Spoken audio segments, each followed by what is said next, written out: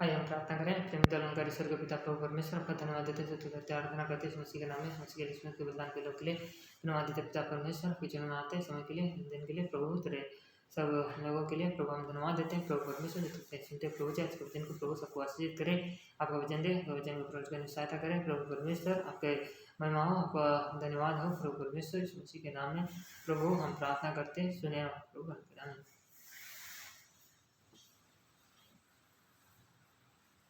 आइए हम पढ़ेंगे मत्ती लिखित सुसमाचार और उसका 7वां अध्याय और उसका हम पढ़ेंगे 22 और 23 वचन। मत्ती लिखित सुसमाचार उसका 7वां अध्याय और उसका 22 और 23 वचन। मत्ती लिखित सुसमाचार 7वां अध्याय और उसका हम पढ़ेंगे 22 और 23 वचन।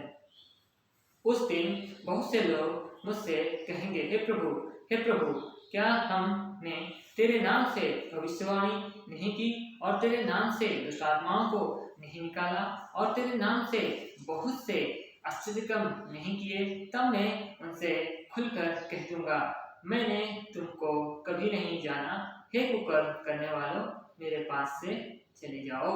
यहाँ पर हम पढ़ते हैं कि यहाँ पर प्रभु के लोग या प्रभु के जन या प्रभु के सेवक ऐसे लोग हैं जो आ करके कह रहे हैं कि मैंने आपके नाम से भविष्यवाणी की है, दुष्ट आत्मा को निकाला है और बहुत से आश्चर्य कर्म भी किया है, लेकिन प्रभु कहता है मैं तुम्हें नहीं जानता। हाँ, आज ऐसे बहुत से लोग हैं जो ऐसे काम करते हैं, लेकिन प्रभु कहता है मैं तुम्हें नहीं जानता। क्या कारण है कि प्रभु कहता है कि मैं तुम्हें नहीं जानता? क्योंकि यहाँ पर उसका उत्तर लिखा हुआ है कि वो क्यों नहीं जानता, क्योंकि हे कुकर्म करने वाले।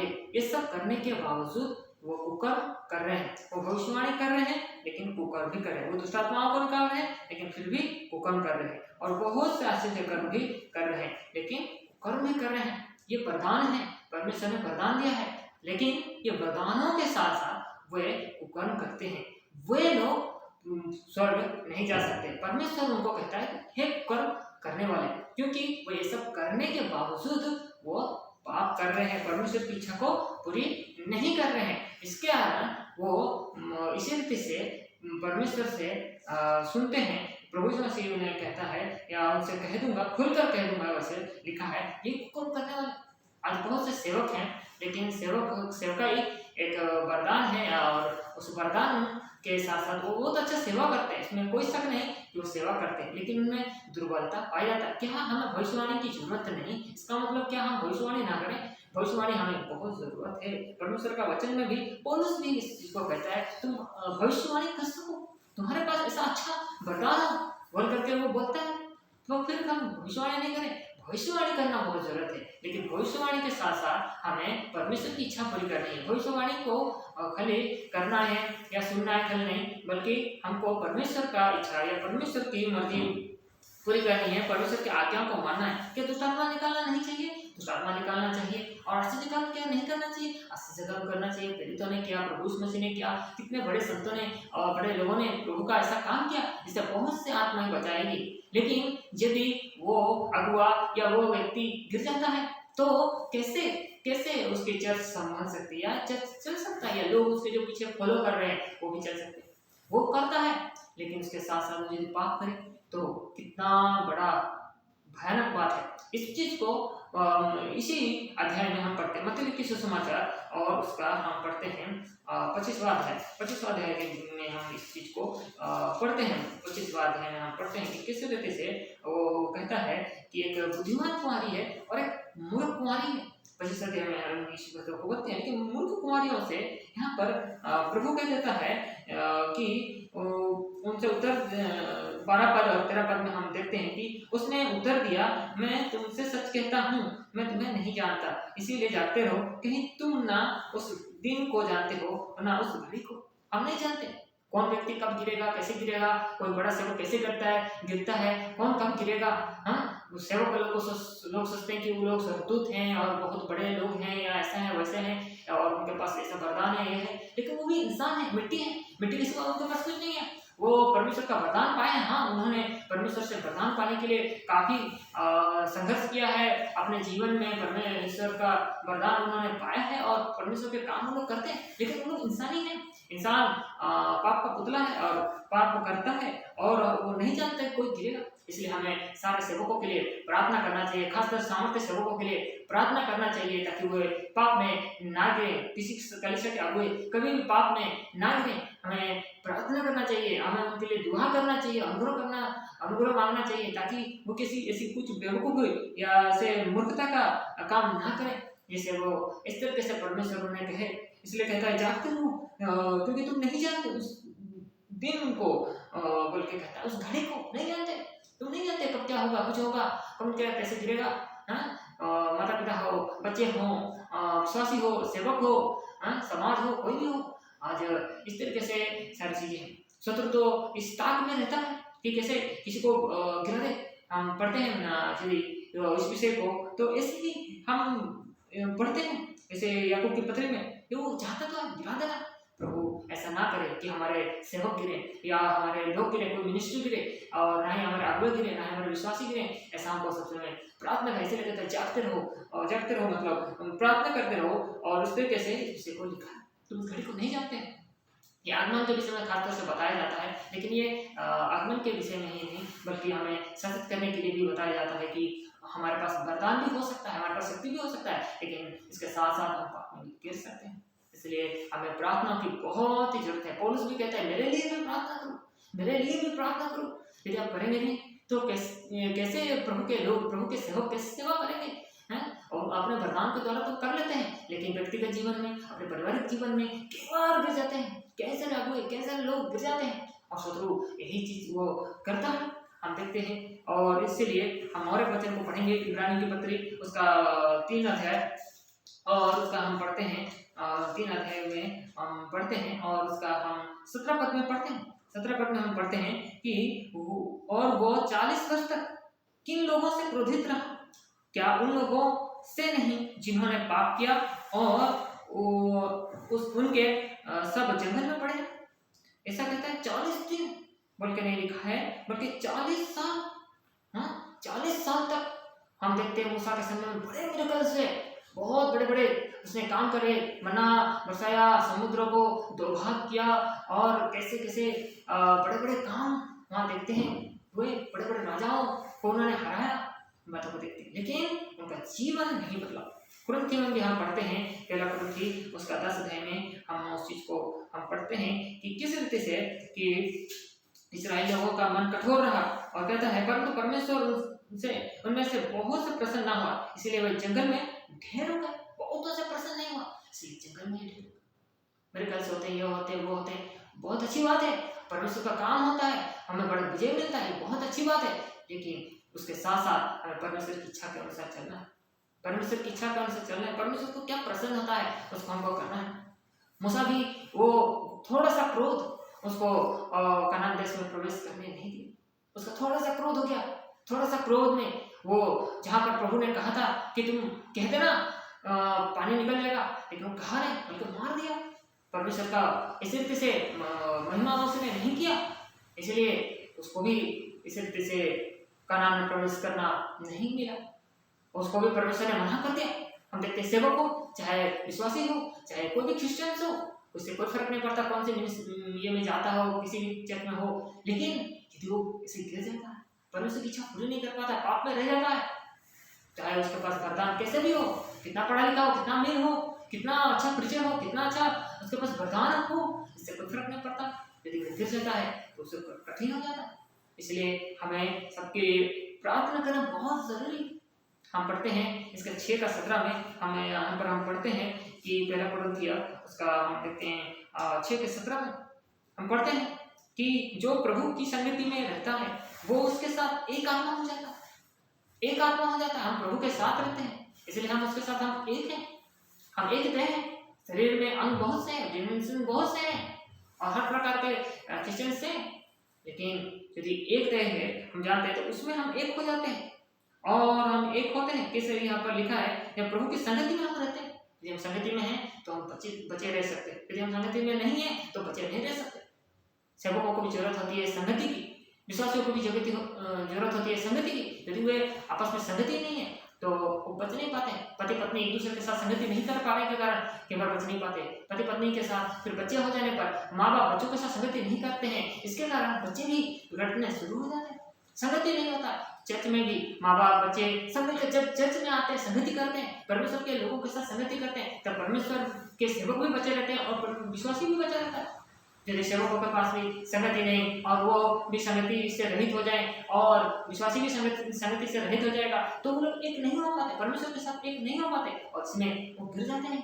एक होना हमें बहुत जरूरत है, सबके साथ हमें एक से रहना जरूरी है। आज एकता नहीं होने के कारण ऐसे समस्या है और हमें पाप से बचना है, सबको पाप से बचना है। पाप के लिए बहाना नहीं मारना है कि ये बहाना करे, वो बहाना, ऐसा बहाना, वैसा बहाना। हम बहुत सारे लोग इसको बहाना करते हैं, लेकिन ऐसा नहीं करना है। वचन में जैसे लिखा यूहन्ना के सुसमाचार और उसका 10 अध्याय में हम पढ़ते हैं कि सॉरी यूहन्ना के सुसमाचार उसका 14 अध्याय में हम पढ़ते हैं कि किस रीति से यहाँ पर प्रभु यीशु मसीह कहता है 23 और 24 में, यीशु ने उनको उत्तर दिया, यदि कोई मुझसे प्रेम रखता हो तो वो मेरे वचन को मानेगा और मेरे पिता उससे प्रेम रखेगा और हम उसके पास आएंगे और उसके साथ वास करेंगे। ये संगति को बताता है, ये संगति वो करते हैं और रहते हैं और इसी रीति से प्रभु भी हमारे साथ रहता है। जो मुझसे प्रेम नहीं रखता वो मेरे वचन नहीं मानता और जो वचन तुम सुनते हो वो मेरा नहीं वरन पिता का है जिसने मुझे भेजा। यहाँ पर हम सत्य की आत्मा के विषय में भी हम इस अध्याय में पढ़ते हैं और इसी रीति से वहाँ कहते हैं उसमें सत्य का आत्मा देगा, हमें सारे सत्य के मार्ग सिखाएगा, सत्य बात बताएगा, हमको सही को सही और गलत को गलत जानना है और संगति में हमको बने रहना है ताकि एक दूसरे को हम प्रोत्साहन देते हैं। हम जो दिन हम देखते हैं कि अंतिम आ रहा है, अंत का समय दिखते हैं, चिन्हों को देखते हैं और अधिक क्या करो, ऐसा हम वचन में पढ़ते हैं, लेकिन लोग संगति नहीं कर पाते हैं, संगति में ही नहीं रह पाते हैं। इसके कारण आज इस प्रकार की परिस्थिति है। सेवक लोग भी ऐसे गिर जाते हैं क्योंकि सेवक लोग यदि ऐसा रीति से उनको संगति नहीं मिलता, कई बार वो सेवा में ही बिजी रह जाते हैं और उन्हें संगति नहीं मिलता है। अच्छे लोगों की, सही लोगों की कई बार उनको भी संगति की जरूरत पड़ती है। परमेश्वर के पुत्र को जब हम पढ़ते हैं देखते हैं कि वो भी कैसे यूहन्ना, पतरस और याकूब को अपने साथ ले जाता था, उसको उसकी संगति की जरूरत होती थी। और रात में भी जब प्रार्थना करता था गेत्सेमनी में तो भी वो कहता है कि मेरे लिए भी एक घड़ी जागा करो, एक घड़ी जाग नहीं सके तुम, वो संगति चाहता है। पुत्र होकर भी उसको संगति की जरूरत है। हाँ पढ़ते हैं ये प्रभु यीशु मसीह हमें सिखाने के लिए इस जगत में आकर के इन सारी बातों को बताया कि कितना ज़्यादा हमको संगति की जरूरत है। यदि हम संगति में हैं तो सामर्थ्य में हैं, वरदान में हैं, तो भी हमें इसी रीति से प्रभु में हम बने रह सकते हैं। हम देखते हैं इसी प्रकार से यूहन्ना लिखित सुसमाचार और उसका 16 अध्याय में हम देखते हैं कि ये क्या कहता है। देखते हैं 16 अध्याय और 8 से मैं पढ़ रहा हूँ, 8 में 10 पढ़ रहा हूँ और 11 में पढ़ रहा हूँ। वो आकर संसार को पाप और धार्मिकता और न्याय के विषय में निरुत्तर करेगा। पाप के विषय में इसलिए कि वे मुझ पर विश्वास नहीं करते और धार्मिकता के विषय में इसलिए कि मैं पिता के पास जाता हूँ और तुम मुझे फिर ना देखोगे। और 11 पद में कहता है न्याय के विषय में इसलिए कि संसार का सरदार दोषी ठहराया गया है। हम इस बातों को देखते हैं कैसे वो 3 बातों को बताता है, पाप के विषय में, धार्मिकता के विषय में और न्याय के विषय में वो बताता है। और यहाँ पर हम जब 13-14 को पढ़ते हैं, परंतु जब वो अर्थात सत्य का आत्मा आएगा तो तुम्हें सब सत्य का मार्ग बताएगा, क्योंकि वो अपनी ओर से ना कहेगा परंतु जो कुछ सुनेगा वही कहेगा और आने वाली बातें तुम्हें बताएगा। वो मेरी महिमा करेगा क्योंकि वो मेरी बातों में से लेकर तुम्हें बताएगा। जो कुछ पिता का है वो सब मेरा है, इसीलिए मैंने कहा कि वो मेरी बातों में से लेकर तुम्हें बताएगा। 15 पद में हम पढ़ते हैं वो बताएगा और हम संगति में उसकी उपस्थिति में जहाँ 2 या 3 एक हम इकट्ठे होते हैं तो इसी रीति से परमेश्वर का आत्मा काम करता है। जहाँ हम पर संगति की घटी हो जाती है, अच्छे खासे विश्वासियों को भी संगति की जरूरत पड़ती है, बुजुर्ग विश्वासियों को भी संगति की जरूरत पड़ती है, जवानों को भी संगति की जरूरत पड़ती है, बच्चों को भी संगति की जरूरत पड़ती है। एक पति हो या पत्नी हो, चाहे वो अमीर हो चाहे गरीब हो, चाहे जिसके पास जितना क्यों ना वरदान हो, शक्तियाँ हो, लेकिन उसको संगति की जरूरत है। मूसा को भी संगति की जरूरत थी और यदि संगति नहीं, हारून की संगति, तो उसको जोड़ा गया था। हम देखते हैं संगति में रहता है कुछ नहीं, प्रॉब्लम नहीं होता। जब तक मूसा हारून के साथ रहा, हारून भी पाप नहीं किया। हम देखते हैं कैसे सबको संगति की जरूरत है और वह संगति हम सबों को बचाती है। और संगति नहीं रहने से कोई भी बच नहीं पाता है, चाहे वो विश्वासी हो, चाहे सेवक हो, चाहे कोई भी व्यक्ति कितना बड़ा मिनिस्टर ऑफ गॉड क्यों ना हो, उसको संगति की जरूरत पड़ती है। सबका प्रार्थना की जरूरत पड़ती है, हमें एक दूसरे की जरूरत पड़ती है, तभी हम प्रभु में बलवंत बने रह पाते हैं और परमेश्वर की सेवा कर पाते हैं। क्योंकि थिस्सलुनीकी की पत्री में भी हम देखते हैं, थिस्सलुनीकी की पत्री और उसका दूसरा थिस्सलुनीकी की पत्री हम वहाँ पर देखते हैं कि दूसरा अध्याय में यहाँ पर कहता है, पौलुस एक बहुत ही गंभीर बातों को यहाँ लिखा है कि हम देखते हैं 10:11 में दूसरा थिस्सलुनीकी और उसका 2:10-11 में लिखा है, वो नाश करने वाले के लिए अधर्म के सब प्रकार के धोखे के साथ होगा, क्योंकि उन्होंने सत्य से प्रेम नहीं किया जिससे उनका उद्धार होता। सत्य से प्रेम नहीं करते ऐसे लोगों के विषय में भी लिखा, और सत्य जो प्रेम नहीं करते, प्रभु से प्रेम नहीं करते, उसके वचन से प्रेम नहीं करते, उनके विषय में लिखा, इस कारण परमेश्वर ने उन्हें एक भटका देने वाली सामर्थ को भेजेगा कि वे झूठ की प्रतीति करें। इसीलिए आज बहुत से झूठे चीजें आ चुकी हैं और बहुत लोग झूठ को ही सत्य जान करके एक्सेप्ट कर रहे हैं और एक दूसरे की ओर दोष लगा रहे हैं। दोष लगाने से जैसे आदम और हवा ने दोष लगाया और कोई उनको फल नहीं मिला, उनको दोष लगाने के कारण उनको उल्टा निकाला गया। उन्होंने स्थिति से आज्ञा को उल्लंघन किया था, उन्होंने नहीं माना। परमेश्वर ने आदम से पूछता है तो आदम उसको इसी प्रकार से उत्तर देता है कि ये हवा ने मुझे ये फल दिया है, और हवा कहता है तो हवा कहती है कि सर्प ने मुझे दिया है। और एक दूसरे पे दोष लगाने से कुछ नहीं, हमें एक दूसरे को प्रार्थना करना है, क्योंकि हम एक दूसरे पे दुर्बल है, कमजोर है, इंसान है। हम स्वर्गदूत नहीं, हम परमेश्वर नहीं, हम इंसान है, हम मिट्टी के पुतले हैं। हमें एक दूसरे की जरूरत है, हम एक दूसरे के लिए प्रार्थना करते हैं तो प्रभु अपना काम करता है, प्रभु अपने महिमा करता है। सबको अलग अलग वरदान दिया गया है, सबको अलग अलग वरदान दिया गया है। कोई अपने वरदान को बढ़ाता है, कोई अपने वरदान को घटाता है, लेकिन किसी को 1 तोड़ा, किसी को 2 तोड़े, किसी को 5 तोड़े दिया गया। जो अपने तोड़े को बढ़ाता है परमेश्वर उसको और आशीषित करता है। लेकिन हमें एक दूसरे की जरूरत है, हमें एक दूसरे की संगति की जरूरत है, हमें एक दूसरे की प्रार्थना की जरूरत है कि हम परमेश्वर की महिमा कर सके। हमारे मसीही जीवन में, क्रिश्चियंस लाइफ में हमें ये प्रभु हमें कहता है। आज हम परमेश्वर का धन्यवाद करें इस वचन के लिए, इस मसीह के नाम में आइए हम प्रार्थना करें। प्रेम दयालु कर ईश्वर के पिता प्रभु परमेश्वर, आपके वचन के लिए हम बहुत बहुत धन्यवाद देते हैं, स्तुति आराधना करते हैं, इस मसीह के नाम में झुक जाते हैं। हाँ प्रभु, हम देखते हैं प्रभु परमेश्वर किस प्रकार से प्रभु बड़े बड़े लोग भी, भविष्यवक्ता लोग भी, दुष्ट आत्मा निकालने वाले लोग भी और अच्छे से काम करने वाले लोग भी गिर जाते हैं प्रभु, हुक्म कर लेते हैं प्रभु। यहाँ प्रभु परमेश्वर विश्वासी लोग भी आज गिर जाते हैं प्रभु, आज प्रभु क्रिश्चियन लोग गिरते हैं प्रभु। हम देखते हैं प्रभु परमेश्वर हमें एक दूसरे की जरूरत है, हम संगति की कितनी जरूरत है, हमें एक दूसरे की प्रार्थना की कितना जरूरत है, ताकि हम प्रभु परमेश्वर बचाए जाए, सुरक्षित रहें और आपके लिए सच्चा गवाह बनकर जीवन जी सके। क्योंकि तू हमें सत्य बताने आया प्रभु, तू खुद सत्य है और तूने अपना आत्मा भी सत्य का आत्मा दिया प्रभु परमेश्वर, ताकि न्याय और धार्मिकता और न्याय और इसे प्रभु परमेश्वर पाप के विषय में बताए और प्रभु हमें सत्य को जाने और प्रभु इस मसीह के द्वारा प्रभु परमेश्वर हम उद्धार और पाए और प्रभु परमेश्वर आपके मार्ग में चल सके। प्रभु सहायता करे, साहब की और मदद करे, अनुग्रह करे, क्योंकि हर एक में दुर्बलता कमजोरी है। एक दूसरे को दोष लगाने से प्रभु परमेश्वर किस प्रकार की घटी कमी होती है, हम सत्य को जाने और जो परमेश्वर का वचन है और उसके आत्मा है और प्रभु परमेश्वर और उसके द्वारा हम स्वतंत्र होंगे। तुम सत्य को जानोगे, सत्य तुम्हें स्वतंत्र करेगा। तेने प्रतिज्ञा दिया, हम धन्यवाद देते हुए प्रभु इस मसीह के नाम में आपका सत्ता अनुग्रह मांगते हैं। जितने सुनते देते हैं प्रभु सबको आप ब्लेस कर आशीषित करें और स्थिति से प्रभु परमेश्वर आप आपका अनुग्रह प्रकट कीजिए। जो शेयर करते हैं उनको लिए भी हम धन्यवाद देते हुए इस मसीह के नाम मांगते हैं। प्रभु सुनिए और ग्रहण करें, आमीन।